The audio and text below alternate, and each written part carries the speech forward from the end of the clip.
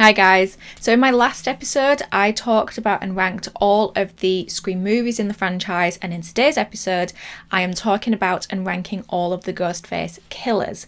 Now, just a heads up that this episode will include spoilers because I have to talk about the killer reveals. I have to talk about who is the killer in each of the movies, and this does include the new release Scream 5, so if you haven't seen that film yet I would advise to skip this episode or at least come back to it when you've seen the film. First, I'm going to talk about some Ghostface facts, and then I'm going to get into ranking all 9 of the killers spanning the whole 5 movies, starting from worst and then working my way up to what I consider to be the best Ghostface killer. One of the most interesting aspects of the Scream movies is that there is no returning Jason Voorhees or Michael Myers returning from the dead for each of the films.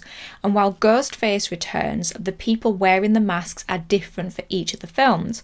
And it allows the audience to play detective and try and filter through all of the red herrings to find the real killer. I love slasher movies. It's definitely one of my favourite subgenres in horror. But I do get bored by the third act, especially in the big franchises like Halloween, Friday, Nightmare, Texas Chainsaw, because it's always the same thing except for, the rare exception where you have the final girl surviving who kills the villain who will inevitably return for the next movie. But there is not a single Scream movie where I am bored in the third act, and I think the whodunit element plays a massive part in this. So there were a few different inspirations behind the now iconic look of Ghostface. There is the Edvard Munch painting titled The Scream, there is the album cover of Pink Floyd's The Wall, and then there is also one episode of the Betty Boop cartoon where it had some ghostly characters and they played an inspiration as well. So Ghostface was originally supposed to have all white robes to help him look more like a ghost, but filmmakers decided to change it from white to black when they realised that there might be some similarity in Ghostface's look to the look of a particular clan. Even though the killers behind the masks have changed within each movie, the iconic voice of Ghostface has always been played by Roger Jackson. Apparently Jackson was kept away from the other cast members when filming. I think this was to help maintain a level of menace to his voice, and so the cast members didn't associate it with Roger Jackson himself. And apparently he would also be on the other end of the phone when he's talking to Neve Campbell, when he's talking to Drew Barrymore. Roger Jackson is actually on the other end of the phone talking to them. Okay, so kicking off the ranking, coming in at the bottom at 9th place is Charlie from Scream 4. So in my opinion, Charlie is the weakest of all the Ghostface killers. He is the one that is most obviously the puppet to the mastermind of the film. This is always a dynamic that happens when there is a duo. And I'm also really confused as to Charlie's motives. He decides to kill and butcher a load of people because a pretty girl asks him to. He's so desperate for a girlfriend that he's willing to just go along with Jill's plan. I also think that Charlie, outside of being Ghostface, is quite a weak character within the film itself. I know that Charlie and his friend Robbie are supposed to be the new film geeks. They're filling the shoes of Randy Meeks.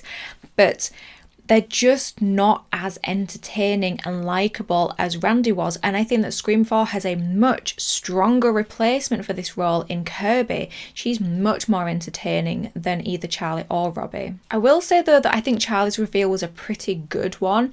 I mean, they set up the scene of Charlie is captured by Ghostface, he's strapped into the chair, he's at risk of being killed, he's saved by Kirby, only to be revealed to be one of the killers. It was a good reveal that I didn't see coming when I first watched Scream 4. But as soon as the reveal happens, he just doesn't have much screen presence and then is very quickly killed off anyway. And in 8th place, it's Amber from Scream 5. Okay, so Amber, as far as outside of being Ghostface, is a pretty meh and forgettable character. But as far as being Ghostface, she's pretty badass, to be fair. I mean, I'd have to see the film again to figure out which kills are actually down to her and which are down to Richie. But as far as the hospital scene goes, I think that this is definitely one of the scariest ghost faces that we've had in the films. And as much as I hate it, I can't deny that Dewey's death scene is an incredible scene. And you have that amazing line from Ghostface of "It's been an honour." But her reveal is pretty disappointing, and as soon as it is revealed that it's her, I lose the ability to believe that this tiny slip of a girl is the same person as this tall, broad ghost face in the hospital scene. And I think that she's just not intimidating either. There are scenes in the third act where she's snivelling and begging for her life while throwing Richie under the bus. And again, Amber is clearly the puppet to Richie's mastermind, but they do seem to be on the same page so far as motives go. And in 7th place, it's Richie from Scream 5. So Richie is actually one of the only ghost faces that I've been able to figure out whose identity it was, and I figured it was him pretty early on in the film. And it's so funny to me that the film actually points out to the audience that, hey, it's this guy. When Dewey's talking to Sam and says, how long have you known him? How well do you know him? Because to be honest with you, it's usually the love interest. I do find Richie's motives interesting though, this idea of a toxic fandom and the fact that he's wanting to take control of this franchise that he loves as he feels very disrespected by the filmmakers. But while I like the motive, I think that he is pretty unremarkable and pretty forgettable. But part of that could be down to the fact that I had worked out that it was him. I never felt concerned for him. I never felt like I should like him as a character because he was a bad guy, so that could have swayed my attitude towards him as a character within the film. And in 6th place, it's Mrs. Loomis from Scream 2. Here we have another example of the master and puppet dynamic, but this time Mrs. Loomis is the mastermind behind it. She is the one that is orchestrating all of the events in Scream 2 because she's out for revenge for the death of her son, Billy. It's like her and her partner Mickey are the mirror images of Billy and Stu from the first one. You know, you have Mrs. Loomis in this one who has a very specific and very personal motive, just like Billy did in the first one. But despite being the mastermind behind the events of Scream 2, it is actually widely believed that Mrs. Loomis only kills one person in the film, Randy, which to be honest makes me more biased towards not liking her, but she doesn't do any of the dirty work or the heavy lifting. I do think though that Mrs. Loomis as a ghost face is pretty scary. I mean, this is a woman that is clearly unbalanced. She goes so far as to having plastic surgery to be able to carry out her plan, and she sees nothing wrong with what she's doing, or come to which she sees nothing wrong with what Billy did. She's just so blinded by her anger and her revenge. And talking of revenge, she is out for revenge for the death of her son, despite the fact that she abandoned him. She had nothing to do with him, and actually has to take some responsibility for the events of the first film and for what happened to Billy. It's definitely a shock reveal, probably one of the most shocking reveals, because we as an audience and the characters as well, I suppose, thought that she was Debbie Salt in the film. It was never on the table that Mrs. Loomis could be an option as one of the killers. I also personally think that her reveal has some of the most panache to it. I mean, for goodness sake, the woman comes out rocking a white power suit. And in 5th place, we have Roman from Scream 3. So Roman has actually moved up my ranking list of ghost faces, just as Scream 3 has moved up my ranking of the movies.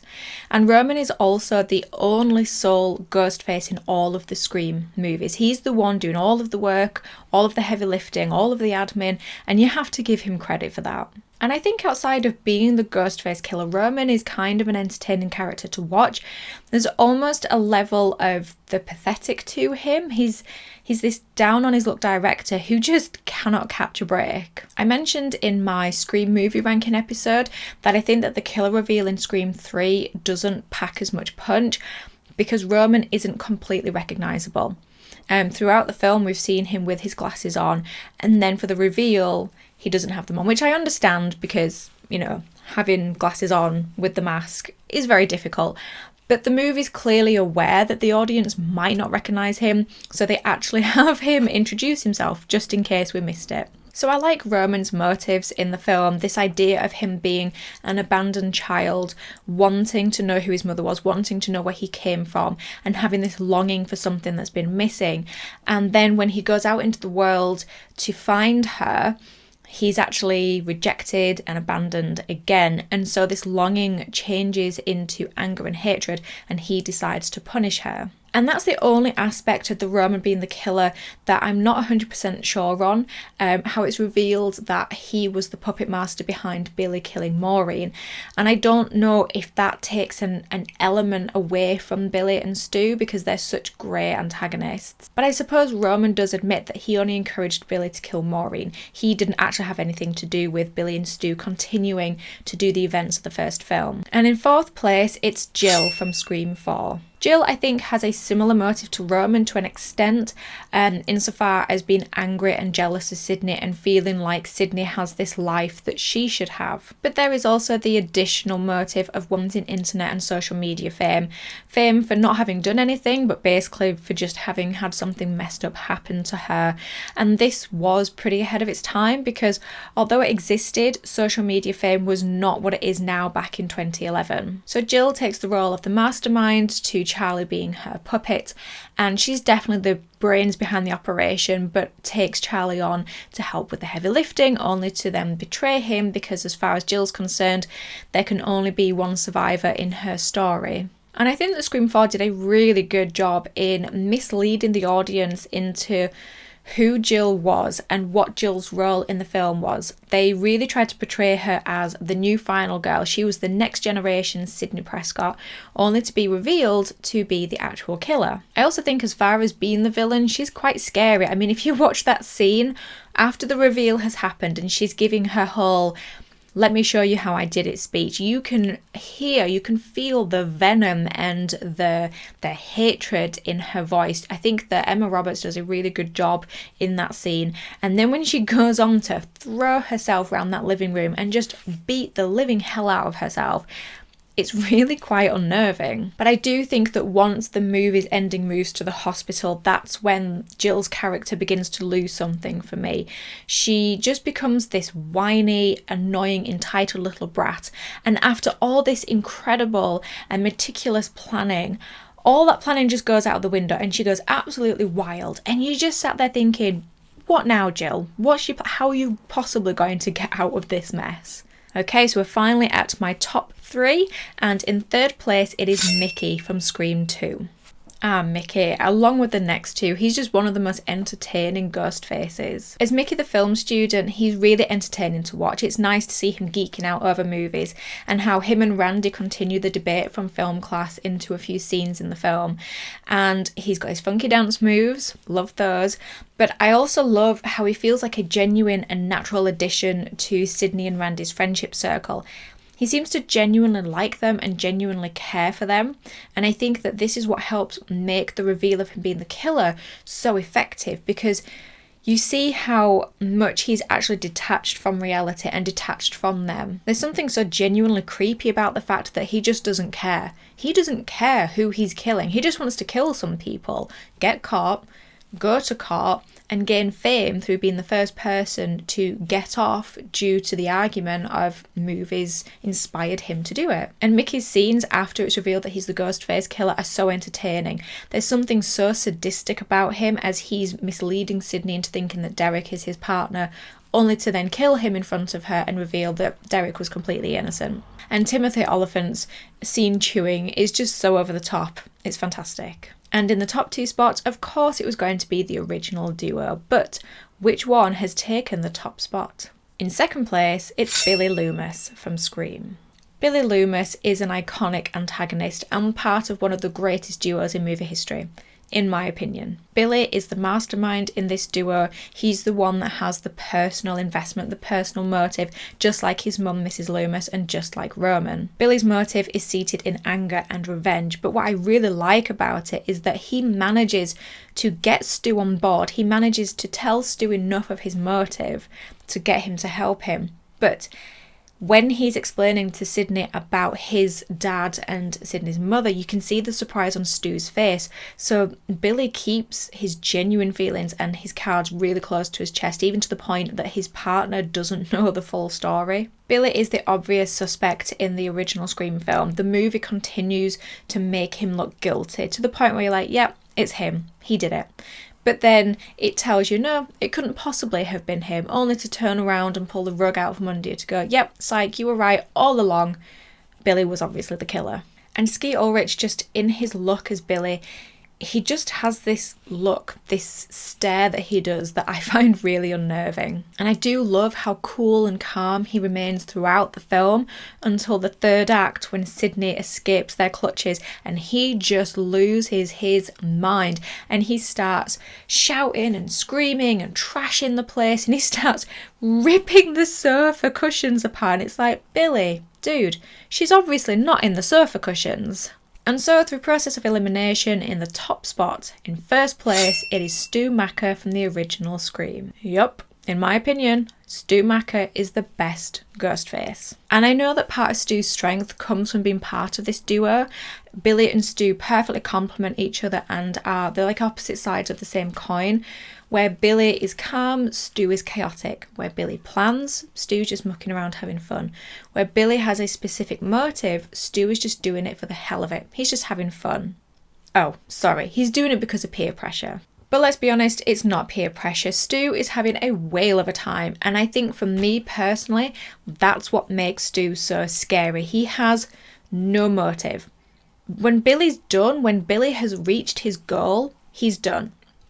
But what about Stu? He has no goal and motive. He's just doing it for fun. So how long is he going to do it for? How long would he have continued doing it? He's just doing it because his friend asked him to, because he thought it would be a fun time. It's all a game to him. And you see this in the third act, especially when he delivers his iconic line. My mom and dad are gonna be so mad. There is no link for Stu between actions and punishment. There's no concept that he could get caught for this, and he doesn't seem to be any part of the plan to get away with it. That all seems to be down to Billy. He is just a kid mucking about, hoping for the best. Although there does seem to be one thing that he takes seriously about the killings, and that's the fact that he has hunter skills, and he applies those to his killings. He really seems to sadistically take pride in them and go that extra mile. Fun fact about Stu is that he was originally intended to be the killer in Scream 3, or at least the puppet master behind the killings in Scream 3. The idea being that he would be manipulating some school students from behind prison bars. But then the Columbine school tragedy happened and the writers decided to go in a completely different direction, taking it away from a school setting. So there you have it, guys, my ranking of all 9 of the Ghostface killers. I have also done a ranking of all 5 of the movies, and I've also done a spoiler review for Scream 5. So if you haven't seen those yet, go and check those out. However, in the meantime, thank you as always for stopping by. I do really appreciate it. Take care of yourselves, and I will talk to you in the next episode. Bye, guys.